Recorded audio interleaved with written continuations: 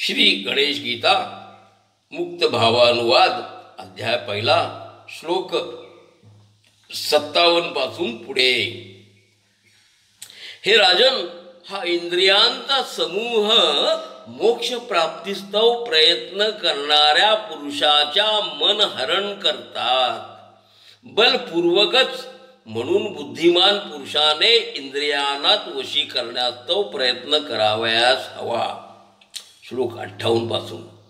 इंद्रियांना वशीभूत करून योगीने सदा मतपरायण व्हावयास हवे। ज्याची इंद्रिये वश झाली त्यास स्थितप्रज्ञ असे म्हणतात। विषयांचे निरंतर चिंतन करणाऱ्या पुरुषांना त्या विषयांप्रती अनुराग उत्पन्न होतो। यात अनुरागाने कामना इच्छा होत असते आणि ही इच्छापूर्ती न झाल्या कारणानेच क्रोधाची उत्पत्ती होत आणि ही इच्छापूर्ती न झाल्या कारणानेच क्रोधाची उत्पत्ती होत असते। मग या क्रोधानेच अज्ञानाची उत्पत्ती होऊन स्मृतिभ्रंश उद्भवतो। या स्मृतिभ्रंशाने बुद्धी नष्ट होऊन प्राणीही नष्टत्वास पावत असतो। अनुराग आणि द्वेष रहित आपल्या वश झालेल्या इंद्रियांनी विषयांचा भोग घेऊनही चित्तास आपल्या अधीन ठेवणाऱ्या महापुरुषास संतोष आणि शांतीची प्राप्ती होत असते। संतोष समाधान प्राप्ती झालेवर तिन्ही प्रकारचे दुःख नष्टत्वास पावतात। या प्रकारेच स्थितप्रज्ञ योगीचे मन सदैव प्रसन्नच की राहत असते। हे राजन, आपल्या चित्त प्रसन्न झाल्याखेरीज बुद्धीची प्राप्ती संभवत नाही आणि बुद्धीशिवाय श्रद्धाही उत्पन्न होत नाही।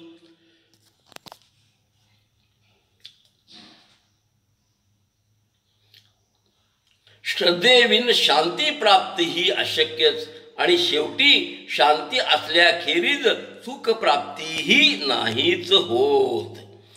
वारा हा ज्याप्रमाणे नावेस जली म्हणजे पाण्यामध्ये डुबवतो, त्या प्रकारे जे मन विषयांमध्ये विचरणाऱ्या औषी रूप इंद्रिय रूपी घोड्यांच्या मागे धावतो, त्याच्या प्रज्ञेचे बुद्धीचे हरण होऊन जाते। हे राजन, अज्ञानाने वेढलेल्या सर्व प्राणी मात्रांसाठी जे आत्मज्ञान रात्री स्वरूप आहे, त्यात इंद्रियांना वशी करणारे संयमी योगी जागत असतात आणि ज्या विषय बुद्धीत सर्व प्राणी जगतात तो विषय भोग ज्ञानी योगी करिता मात्र रात्री स्वरूपच आहे।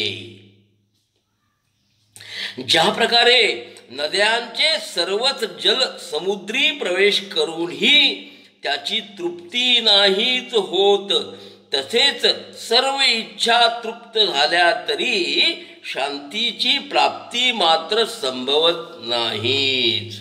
म्हणूनच प्राण्यास योग्य आहे की सर्व प्रकारे विषयात आसक्त होऊन धावणाऱ्या इंद्रियांना वशी करावे। त्यामुळे बुद्धी स्थिर होऊन जाते।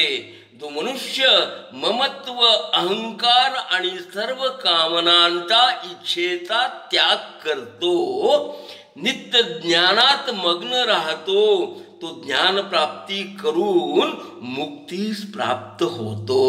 हे राजन, तो मनुष्य वृद्धावस्थेत प्राप्त होऊनही दैवगतीने या ब्रह्मज्ञानयुक्त बुद्धीस प्राप्त करतो, तो महामानव जीवन मुक्तीसच प्राप्त होतो।